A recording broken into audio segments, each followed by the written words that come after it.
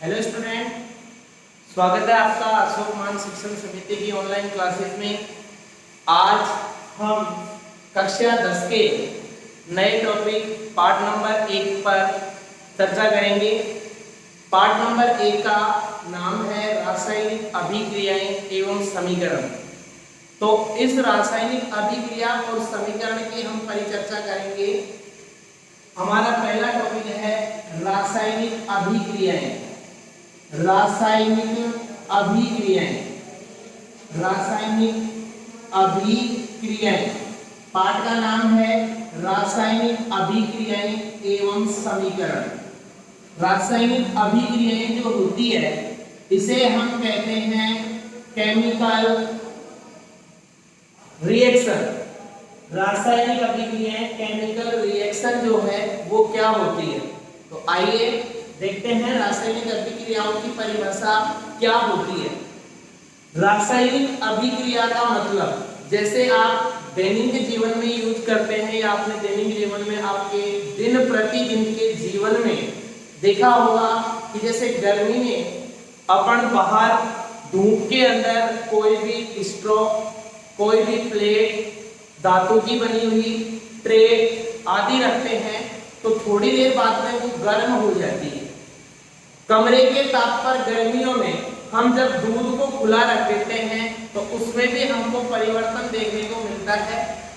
यहाँ तक कि हम बात करें कि जब हम भोजन करते हैं तो भोजन का पाचन होता है, यहाँ भी हमारे शरीर में परिवर्तन हो रहा है, अर्थात रासायनिक अभिक्रियाएं हो रही है। रासायनिक अभिक्रिया का मीन्स क्या होता है कि ऐसी अभिक्रियाएं जिनमें पदार्थों के अंदर रासायनिक परिवर्तन होता है। पदार्थों में रासायनिक परिवर्तन होना ही रासायनिक अभिक्रियाएं कहलाती है। अब यह समझ में कि पदार्थ जो है उस पदार्थ के अंदर रासायनिक परिवर्तन अगर हो रहा है तो वहां रासायनिक अभिक्रियाएं हो रही है, अर्थात पदार्थों में रासायनिक परिवर्तन होना ही रासायनिक अभिक्रिया कहलाती है। अब बात हम करते हैं कि रासायनिक परिवर्तन क्या होता है। बात हम कर रहे हैं रासायनिक परिवर्तन होना।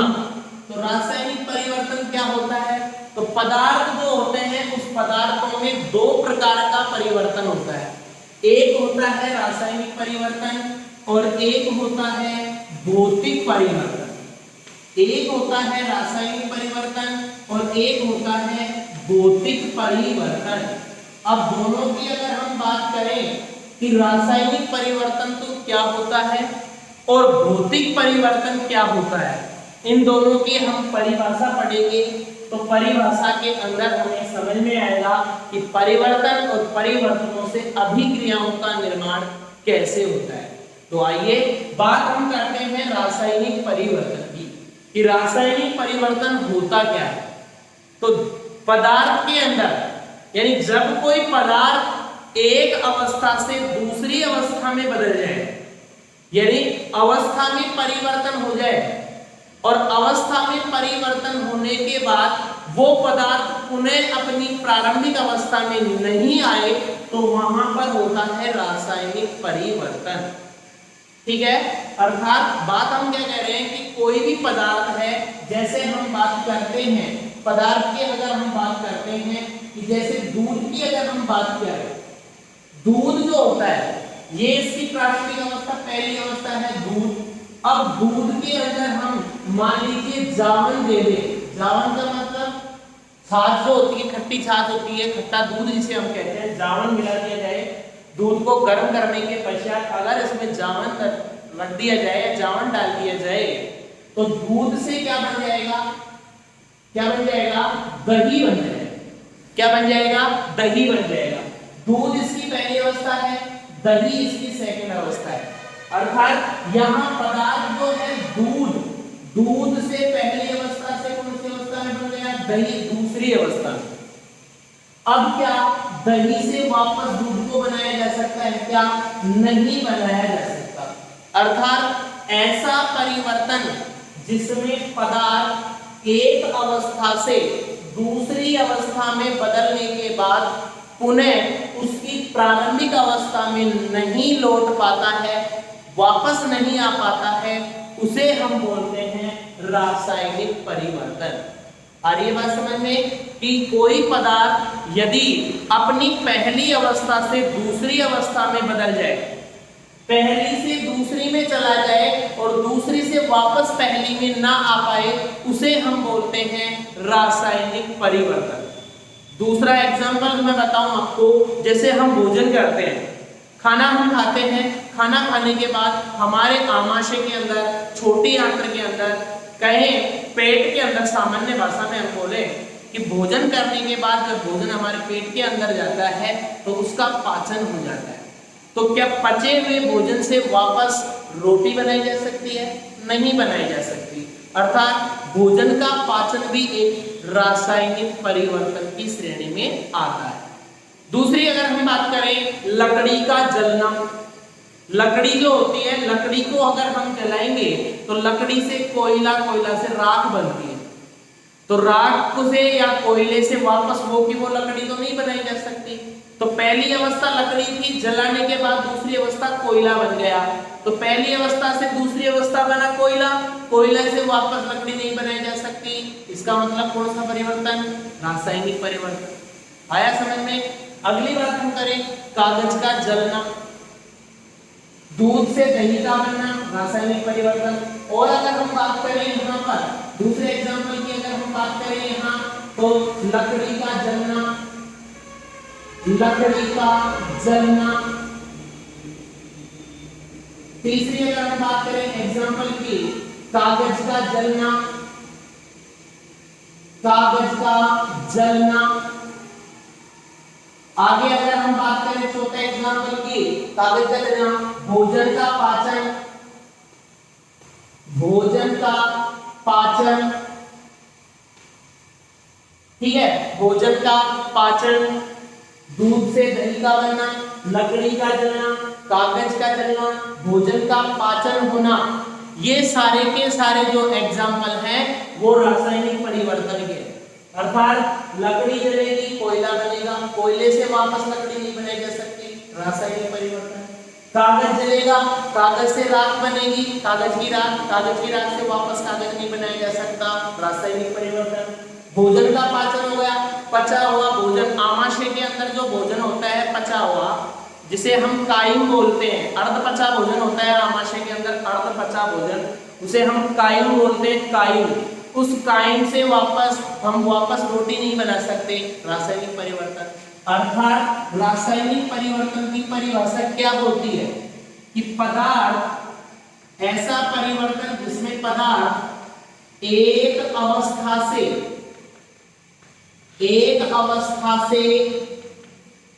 दूसरी अवस्था में, एक अवस्था से दूसरी अवस्था में बदलने के बाद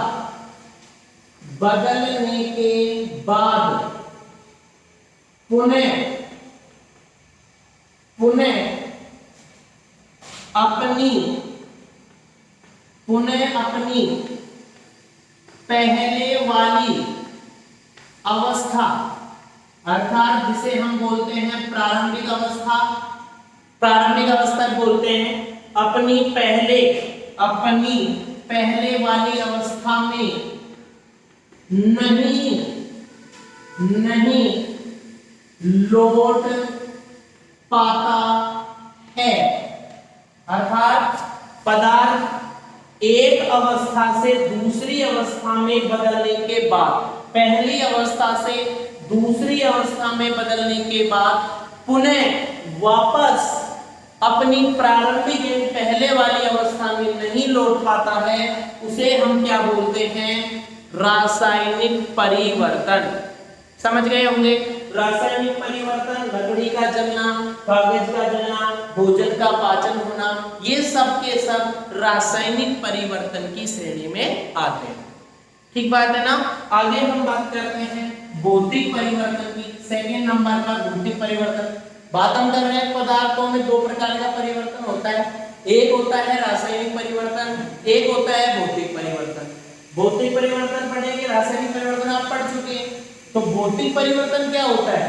ऐसा परिवर्तन जिसमें पदार्थ एक अवस्था से, ध्यान से देखना, ध्यान से सुनिए, देखिए, पदार्थ एक अवस्था से दूसरी अवस्था में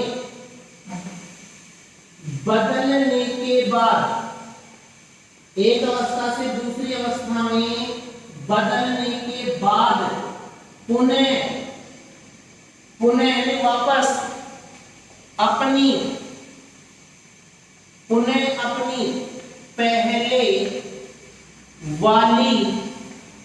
पहले वाली अवस्था में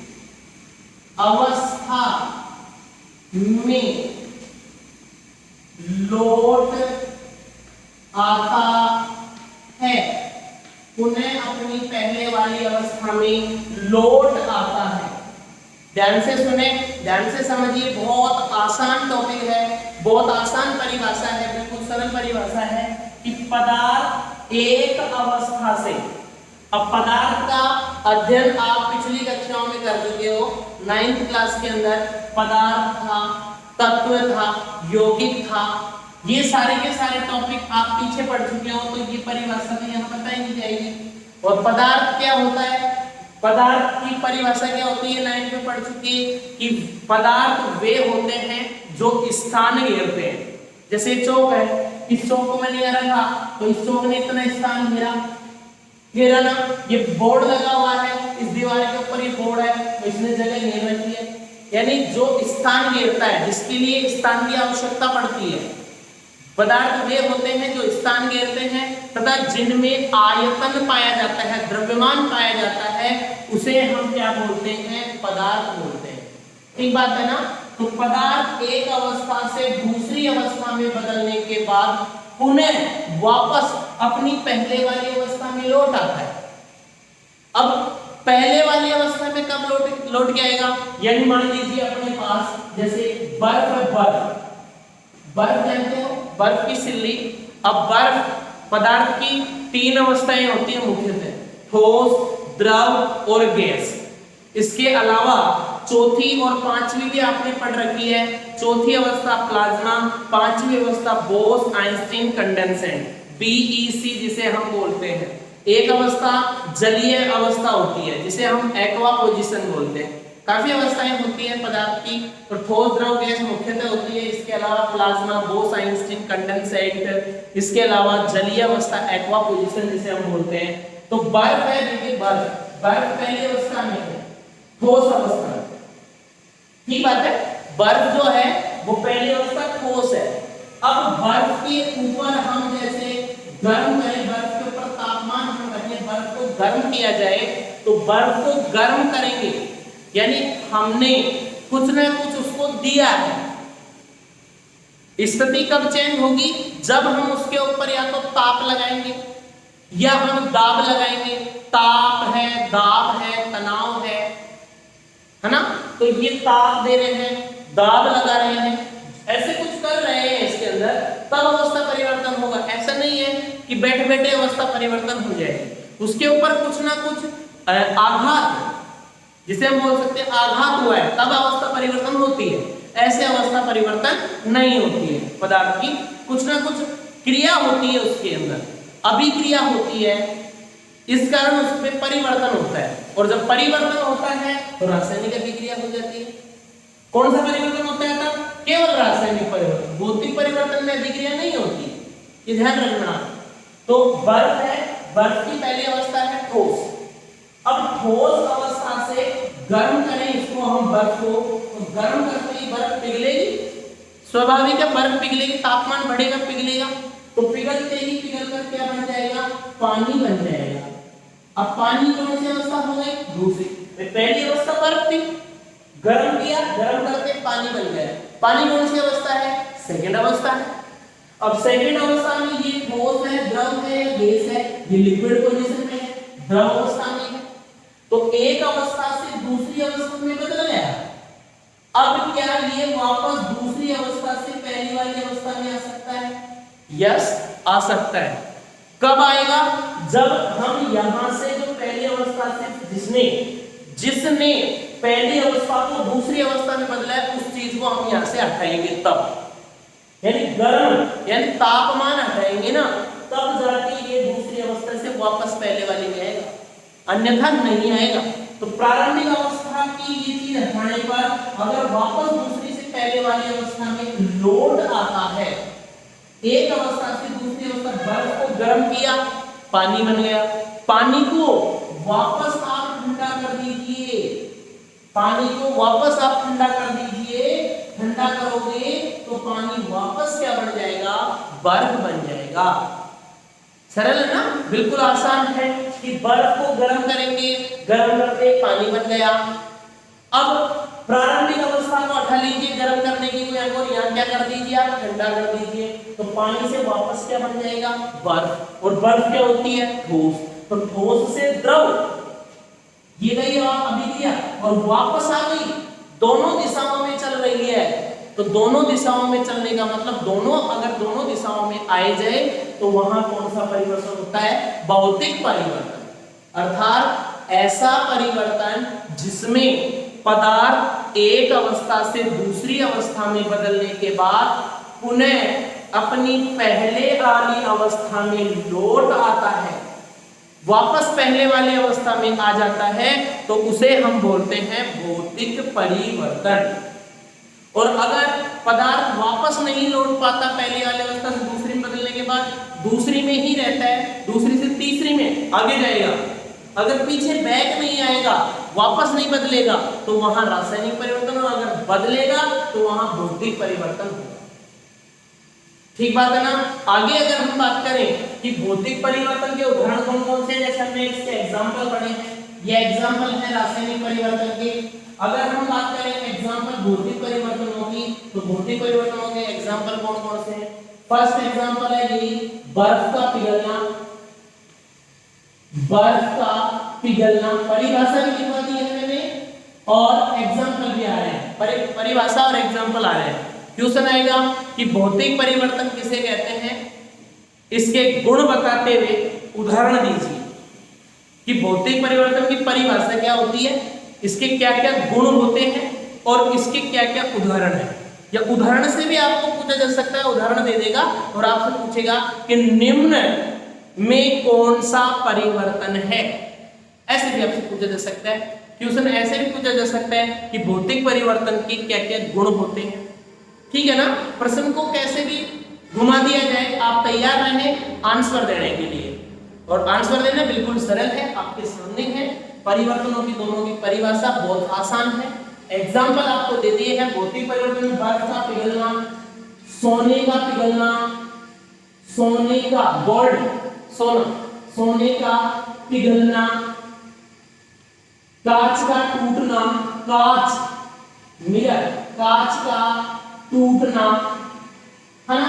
अब कांच और दर्पण, परिभाषा दोनों की अलग अलग बनती है एक चीज से। कांच पारदर्शी, दर्पण में एक तरफ पॉलिश होती है, वो हम आगे के अध्यायों में चर्चा करेंगे। फिजिक्स के जो पार्ट आएंगे, ये आपके केमिस्ट्री के पार्ट चल रहे हैं, इसमें आपकी जो विज्ञान की सब्जेक्ट है ये 4 भागों में बटी हुई है, जो हम आगे चर्चा करेंगे। हमारा पहला चैप्टर है रासायनिक अभिक्रिया और समीकरण वाला, जिसमें हम ये चीजें पढ़ रहे हैं। ठीक बात है। कांच का टूटना है, इसके अलावा हम बात करते हैं जैसे बर्फ का पिघलना, सोने का पिघलना, कांच का टूटना, और जो अभिक्रियाएं होती है जैसे गलनांक, क्वथनांक, वाष्पीकरण, हिमांक, हिमीकरण जिसे हम बोलते हैं। कई अभिक्रियाएं हैं, गलनांक है, क्वथनांक है, वाष्पीकरण है, हिमांक है, जो आपने पीछे 9th क्लास में इन अभिक्रियाओं का ऊर्ध्वपातन है अध्ययन किया है। ये सारी की सारी अभिक्रियाएं भौतिक परिवर्तन में आती है। ठीक बात है ना। अब हम बात करते हैं कि रासायनिक परिवर्तन के गुण क्या क्या होते हैं। रासायनिक परिवर्तन के गुण क्या क्या इफेक्ट है, इसके गुण, रासायनिक परिवर्तन के क्या क्या गुण होते हैं। तो रासायनिक परिवर्तन के गुण में सबसे पहले हम बात करते हैं, पहला बात हम करते हैं रासायनिक परिवर्तन के गुण में। सबसे पहले कि इसमें पदार्थ के भौतिक गुण, भौतिक व रासायनिक गुण दोनों में क्या होता है, परिवर्तन होता है।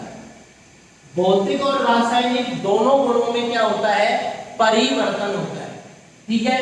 दूसरी, रासायनिक परिवर्तन में नए पदार्थ का निर्माण होता है, उत्पाद बनता है, नए पदार्थ का निर्माण होता है। नए पदार्थ का क्या होता है, निर्माण, प्रोडक्ट बनता है। जैसे दूध है, दूध से दही बन गया, अलग प्रोडक्ट, नया प्रोडक्ट बने। और भौतिक परिवर्तन, बर्फ, बर्फ से पानी, तो पानी से ही तो बर्फ बनी है, वही प्रोडक्ट है। ऐसे कैसे नया कोई पदार्थ नहीं बनता है। जबकि रासायनिक परिवर्तन में नए प्रोडक्ट का निर्माण होता है। नेक्स्ट, भौतिक परिवर्तन, रासायनिक परिवर्तन जो होता है, इस रासायनिक परिवर्तन जो में, रासायनिक परिवर्तन जो है, इस रासायनिक परिवर्तन को हम अनुत्क्रमणीय परिवर्तन कहते हैं। अनुत्क्रमणीय, अनुत्क्रमणीय परिवर्तन बोलते हैं। अब अनुत्क्रमणीय का मतलब क्या हुआ, ऐसा परिवर्तन जो हमेशा एक ही दिशा में चले, एक ही दिशा में चले और 100% पूरा हो जाए। एक ही दिशा में चले, 100% पूरा हो जाए, उसे हम बोलते हैं अनुत्क्रमणीय परिवर्तन। अर्थात दूध से जावन दिया तो 100% दही बनेगा, 100% दही बना, और दही को हम जैसे मथेंगे तो छाछ बनेगी। क्लियर, 100% पूरा हो गए, वापस नहीं बदलेगा, यहां जाके स्टॉप हो जाएगी। इससे आगे नया प्रोडक्ट बनेगा, वापस ये प्रोडक्ट नहीं बनेगा, यानी 100% पूरा हो गया है। तो ऐसा परिवर्तन जो एक ही दिशा में चले और 100% पूरा हो जाए, उसे हम बोलते हैं क्या, रासायनिक परिवर्तन या अनुत्क्रमणीय परिवर्तन। और ये परिवर्तन जो होता है बिल्कुल फिक्स होता है, स्थायी होता है। ये ध्यान रखें, ये गुण है 2-4 जो आप बिल्कुल याद रखेंगे कि रासायनिक परिवर्तन के क्या क्या गुण होते हैं। तो रासायनिक परिवर्तन में पदार्थ के भौतिक और रासायनिक गुण दोनों में परिवर्तन होता है। भौतिक और रासायनिक गुण दोनों में परिवर्तन होता है, पहला। दूसरा, नए पदार्थ का निर्माण होता है। तीसरा, अनुत्क्रमणीय परिवर्तन है। चौथा, यह परिवर्तन स्थायी होता है। ठीक बात है ना। आगे अगर हम बात करें रासायनिक के बाद में भौतिक परिवर्तन के गुणों की, तो भौतिक परिवर्तन के गुण इसके जस्ट अपोजिट होते हैं। भौतिक परिवर्तन में पहला जो गुण होता है, केवल भौतिक गुणों में ही परिवर्तन होता है। भौतिक गुण कौन कौन से हैं, रंग है, रूप है, आकार है, आयतन है, अवस्था है। केवल अवस्था चेंज हो सकती है। जैसे बर्फ है, बर्फ की अवस्था ठोस है, गर्म करें पिघल के पानी बन गया, स्थायी नहीं है ये प्रोडक्ट। इसको वापस ठंडा करोगे वापस बर्फ बन जाएगी, बर्फ को वापस गर्म करोगे पानी बन जाएगा, पानी को ठंडा करोगे बर्फ बन जाएगी। स्थायी नहीं है, चल रहा है, इधर से इधर, इधर से इधर, दोनों दिशाओं में चल रहा है। तो ऐसा परिवर्तन जो दोनों दिशाओं में चले, कभी भी पूरा नहीं हो, उसे हम बोलते हैं उत्क्रमणीय परिवर्तन। अर्थात भौतिक परिवर्तन जो होता है उत्क्रमणीय होता है। ठीक है। नेक्स्ट, भौतिक गुणों में ही परिवर्तन होता है। केवल और केवल कौन से गुण चेंज होते हैं, भौतिक गुण। कि भौतिक गुणों में चेंज होता है, केवल भौतिक गुणों में ही परिवर्तन होता है। नया उत्पाद नहीं बनता, नया उत्पाद नहीं बनता है, और यह जो परिवर्तन होता है अस्थायी होता है। आपसे क्वेश्चन पूछा जा सकता है अस्थायी परिवर्तन क्या है, स्थायी परिवर्तन क्या है, कैसे भी आपसे क्वेश्चन घुमा सकता है। तो इसका आप विशेष ध्यान रखें। बात हम कर रहे थे रासायनिक परिवर्तन की, भौतिक परिवर्तन की। क्वेश्चन किस प्रकार आएगा मैंने आपको बता दिया है। भौतिक और रासायनिक परिवर्तन की परिभाषा उदाहरण सहित देते हुए इनके गुण लिखिए, है ना। तो आपको रासायनिक परिवर्तन की परिभाषा देनी है कि पदार्थ एक अवस्था से दूसरी अवस्था में बदल गया, तो दूसरी से बदलने के पहले से दूसरी में बदल गया, दूसरी से वापस पहली में नहीं आ सकता, तो इसे हम बोलते हैं क्या, इसे हम बोलते हैं रासायनिक परिवर्तन। और भौतिक परिवर्तन क्या होता है, भौतिक परिवर्तन होता है कि जिसमें पदार्थ एक अवस्था से दूसरी अवस्था में बदल गया तो दूसरी से वापस पहली में आ जाएगा। अगर उसकी प्रारंभिक अवस्था को हटा लेंगे ना, जिससे बदला है, उस अवस्था को अगर आप हटा लो तो दूसरी से वापस पहले वाले में आ जाएगा, इसे ही हम क्या बोलते हैं, भौतिक परिवर्तन। अगर लौट के दूसरी अवस्था से पहले में आ जाए भौतिक, नहीं आए रासायनिक।